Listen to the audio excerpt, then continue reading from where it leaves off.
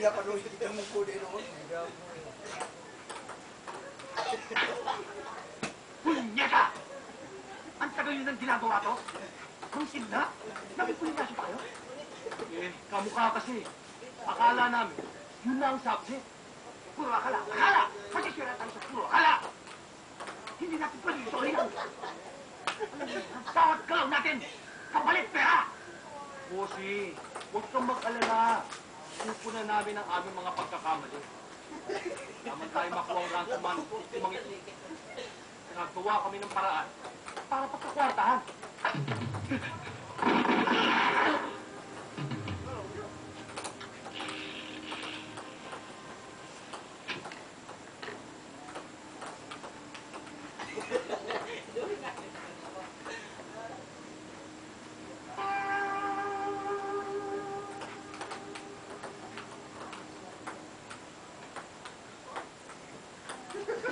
Sabi ko para pakialaman. Para tinitingnan lang eh. Ay, kung makalabit mo to, anong sasabihin mo? Tama? Akala ko ba magtatatong ka? Dapat may balik ka. Sabihin ko man siya. Hindi mo kumain. Hindi maintindihan. Ganyan din naman sinabi sa akin ni Papa nung mawala si Mame. Hindi ko daw maintindihan. Nung mawala naman si Papa, ganyan din sinabi mo sa akin. Hindi ko maintindihan. Kuya, 6 anos na ako. Sa tingin mo ba kaya hindi ko pa rin maintindihan? Pareho kami ng trabaho ng papa mo. Mamamasid ka ako. Pinag-aayon sa pitas. Pinagpilot ito sa akin bago siya namatay. Ano kung mapilot sa amin ng papa mo? Kaya ang gusto ko. Sinisipot ko ang mapag-aaral natin. Mapagtapos. Mabigyan ng magandang buhay at mabigyan ng pinaglasan. Ito ang pangarap sa iyo, papa mo. Kaya ayaw kitang pawakin na pa rin. Yun ang dahilan na. Tensyon na, kuya. Nabigla ako. Okay lang yan. Natakot lang ako, baka mamaya bigla ka nalang mula sa akin. Kuya, hindi kita ikiwan. Pangako yan. Pangako ko rin. Pag wala ka, ako magbabantay kay Ate Shena. Sigurado yan. Hindi ako gagalaw sa kanya. Ako pa. Pupakat ko lahat naman niligaw doon. Siguraduhin mo lang na huwag mo siyang bobosoan, ha? Ha? Kuya talaga, bastos. Bastos. Gawain mo din ng bata ka eh. Hello? Leon, kaya dito. Masistan ni Mr. Guevara. Bigote, gusto na.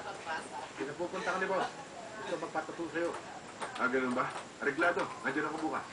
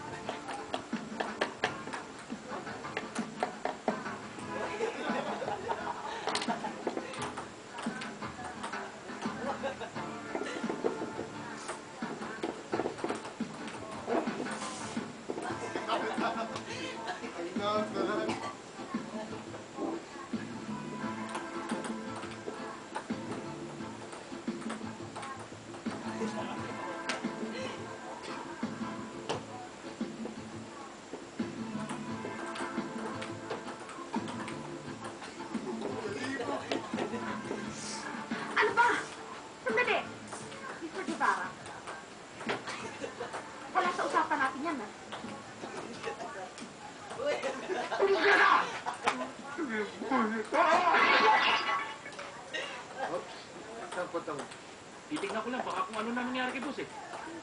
Yan. Tuloy mo lang iniinom mo. Oo nga. Bakit yung bago kay boss eh? Naglalaro lang yun.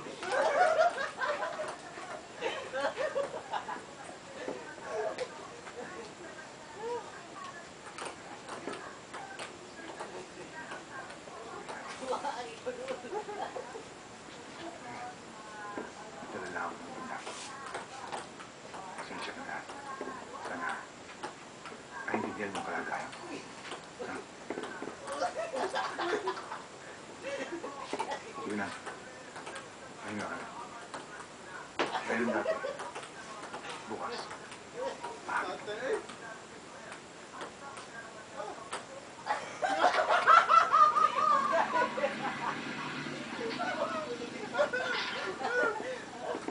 O, Leon!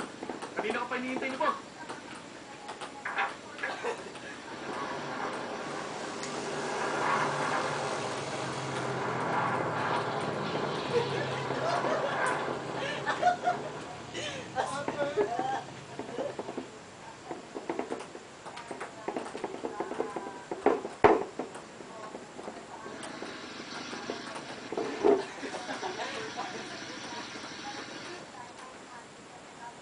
Sir, Leon, baka pagkatapos ni boss, baka pwedeng kami naman ni Kobian lagyan mo ng tato. oo ba? Ano mo maganda ipalagay? Gagang ba? Gusto nyo? Ano mo maganda ipalagay yun? Siyempre lang. Sa ilong. Tapos yung paligid ng mukha mo, yun ang sapot. Leon, ano sabihin mo? Anong babagat? Ha? Langaw. Ginagago mo naman kami yan eh. Ako? Gagaguhin ko kayo? Hindi, no? Natin na kayong gago. May bagong inisita si Pos.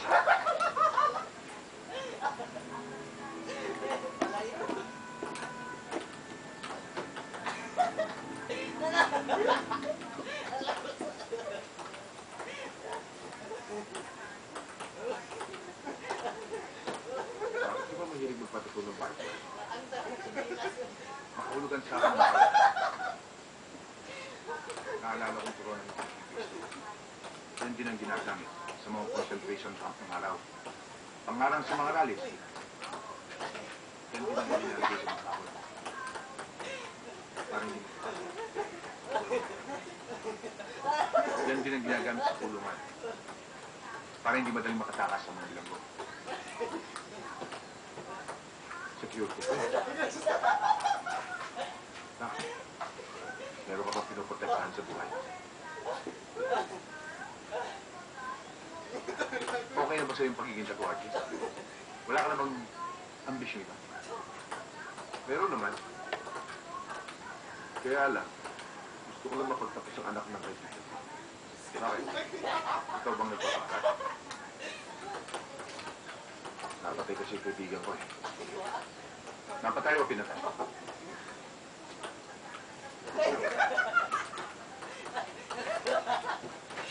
Mga nahuli.